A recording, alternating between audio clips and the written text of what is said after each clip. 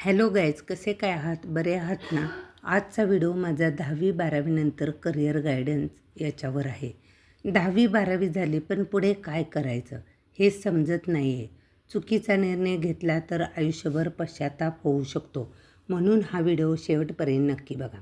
सर्वात आधी स्वतःला विचारा, मला काय आवडतं? मी कोणत्या विषयात चांगली आहे? मला प्रॅक्टिकल कामं आवडतात की थेअरी? लक्षात ठेवा, इतरांचं पाहून करिअर निवडू नका. 10वी नंतर तुम्हाला 3 मुख्य पर्याय मिळतात: सायन्स, कॉमर्स आणि आर्ट्स. आता सायन्समध्ये डॉक्टर, इंजिनियर, फार्मसी.